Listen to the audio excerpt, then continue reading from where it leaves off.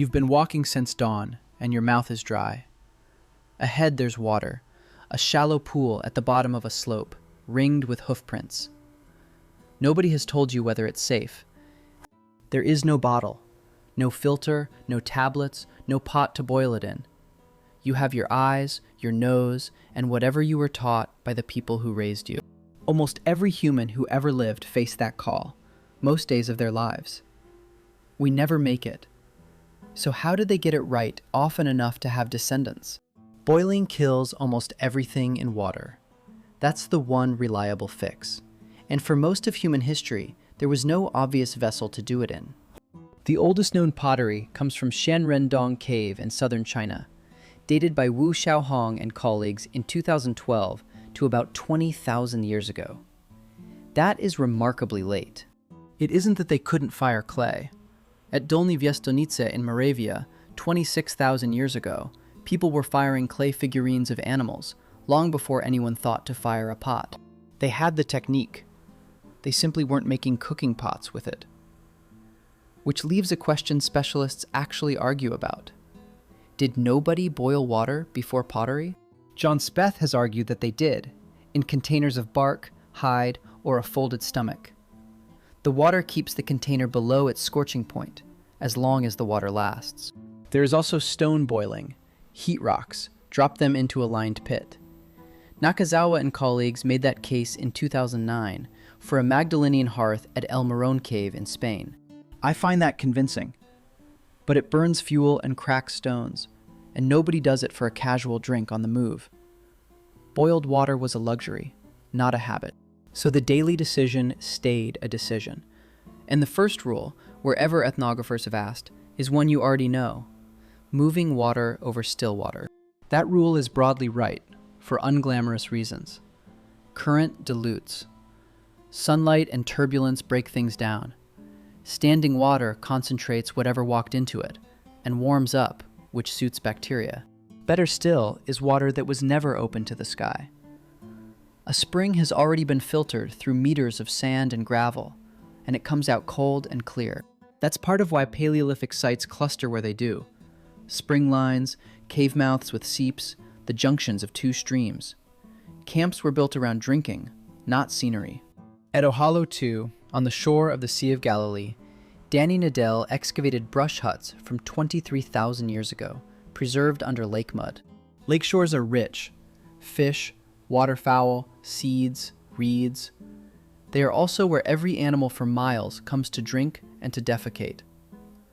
Living beside water is a trade. Which brings me to the move I think mattered most. It isn't about choosing the right stream. It's about not drinking from the stream at all. In arid Australia and in the Kalahari, the standard way to get water in dry country is to dig for it in the sand of a riverbed that looks completely empty. Richard Lee, describing San groups in the Dobi area of Botswana in the 1970s, recorded sip wells, a hole scooped in damp sand, a hollow reed pushed down, water sucked up. In Western Australia, people maintained rock holes, nama holes, and soakages, some of them covered with stone slabs to slow evaporation and keep animals out. Sand is a filter. Modern engineers use the same principle. Draw water from a well beside a river rather than the river itself, because the sediment strips out most of the danger. Nobody needed germ theory for this. You need one generation to notice that people who drink from the seep get sick less often than people who drink from the pool. That, I think, is the whole engine of this knowledge. Not insight, a long, expensive process of noticing, handed down as rules that sound arbitrary and are not. And there was one more source of information about water. One that walked around the landscape on four legs and drank from the same places people did. Foragers read animals constantly. Bird flight lines at dusk, bees, finch and pigeon tracks converging on one point in the sand where the water sits just below. Elephants dig for water in dry riverbeds with feet and tusks, and everything else uses the hole afterwards. A dug elephant well is a signpost. Water, here, below. But animals drink water that would put you in hospital. A wildebeest at a churned water hole is not endorsing it. Behavior tells you where water is, not whether it is safe. What tracks do tell you is reliability. A trail worn deep into the ground toward a spring has been used for years, which means that spring does not fail. The other signal is absence. A pool with no tracks, no insects, nothing growing at the rim, in a landscape full of animals. That reading appears constantly in ethnography, untested. Then there's the Ice Age part of this. Across much of Europe and northern Asia, for months at a time, the water on the surface was solid. Snow and ice are, in a sense, the cleanest water available, distilled apart from dust. But eating snow cools you from inside, which in cold conditions is genuinely dangerous. So a fire was not only warmth and cooking. In winter, it was the water supply, which means a camp's position depends on firewood as much as on the river. There is also water you eat. Fresh meat is roughly 2/3 water. Blood, marrow, and the fluid in a stomach are all drinkable, and in dry country, all get used.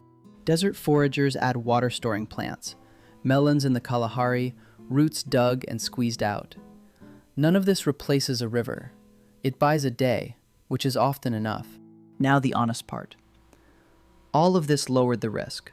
None of it removed the risk. And the study of ancient parasites suggests people paid, routinely. Preserved feces and the sediment of old floors and latrines carry parasite eggs. Piers Mitchell has reviewed this evidence across the whole span of human evolution. Roundworm, whipworm, tapeworm, liver fluke, and protozoa like Giardia appear across many periods. Some travel in water, some in food and soil. Separating the routes is usually impossible. That's a real limit on what we can say. We can show that a person carried a parasite. We cannot show which drink, on which day, gave it to them. So here's my position. Cholera and typhoid need crowds and stored filth. Ice Age bands were small and kept moving. Those diseases largely belong to the world farming built. But Giardia and gutworms need no crowds at all. They circulate in wild animals, and a stream fouled by beavers does not care how thin your population is. So the likely picture isn't pristine water and iron stomachs. It's frequent, low-grade illness, days of diarrhea, thin children, and some deaths nobody could explain.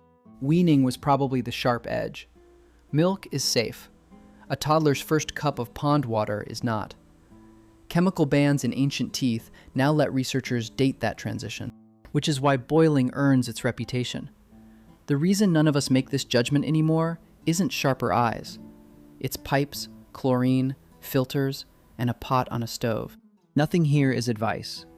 Don't drink from a stream because Ice Age people coped.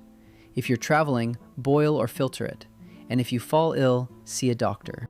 Every ancestor you have got this right often enough to survive, without ever knowing why the rules worked.